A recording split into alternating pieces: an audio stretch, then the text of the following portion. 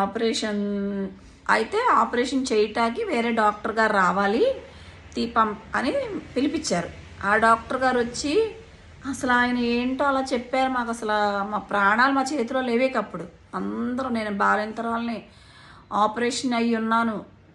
అప్పుడు ఆటోలు లేవు, రిక్షా ఎక్కి దిగి నాకు ఆపరేషన్ అయిన పేగు పగిలిపోయి ఒక కుట్టు పేగు బయటకు వస్తుంది నాకు.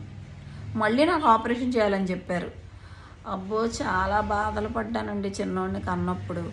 అయితే ఆపరేషన్ అయినప్పుడు ఆ డాక్టర్ గారు వచ్చారు చెప్పడానికి, ఇలా పలానా ఎదగలేదమ్మా ఆపరేషన్ చేయాలి, కానీ నేను దానికి సంబంధించింది అయితేనే నేను చేస్తాను, వేరేదైతే చేయను, నాకు కుదరదు మాకని చెప్పేశారు ఇక డాక్టర్ గారు. అలా చెప్తే అసలు ఎలాగా వేరేదైతే ఆయనకి తెలియదు కదా, ఎలా చేస్తారని ఇక అలా బాధపడి ఏడుస్తా ఇంకా వేరే సలహా మేరకు గుంటూరు హాస్పిటల్కి వెళ్ళిపోయాం. అప్పుడు నాయుడమ్మ అని ఆ డాక్టర్ గారు, పిల్లల డాక్టర్ గారు, నాయుడమ్మ డాక్టర్ గారి దగ్గరకు తీసుకెళ్ళి అక్కడ హాస్పిటల్లో ఉన్నాము.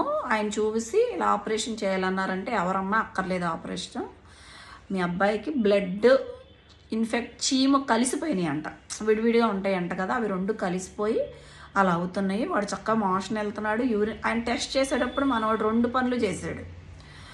అయితే ఏం కాదని చెప్పి ఉండమంటే మళ్ళీ 15 రోజులు ఉంచారు. అప్పుడు ఉందండి నా బిడ్డ పడిన బాధ, నేను పడిన బాధ. పాలు ఇవ్వద్దంటారు, నాకు పాలు ఇవ్వాలి, ఏడుస్తున్నాడు, ప్రాణం లాగేస్తుంది. వెళ్ళిపోయి ఎత్తుకుంటానని చెప్పి కూర్చోబెట్టి పాలు ఇచ్చేస్తే కక్కేసి నన్ను పట్టించేసేవాడు, డాక్టర్లకు తిట్టేవాళ్ళు నన్ను. ఇక అప్పుడు సెలైన్లు పెట్టారు. మా అబ్బాయికి ఒళ్ళంతా ఒంట్లో నరాలు ఎన్ని ఉంటాయో అన్నిటికీ పెట్టారు. ఆఖరికి అరికాలకి ఇక్కడ సైడ్ నరం ఉంటుంది, అది కూడా పెట్టేశారు. అన్ని స్వెల్లింగ్ వాసిపోయి ఇంతంత లావున రోజుకి 13 ఇంజక్షన్లు, 12 పూటకు 4 3 పూటలా చేయాల్సిందే. ఒక్క రోజుకే స్వెల్లింగ్ వాపు వచ్చేసేది. ఇంకా అలాగా మాకు వాన మామూలుగా పడట్లా.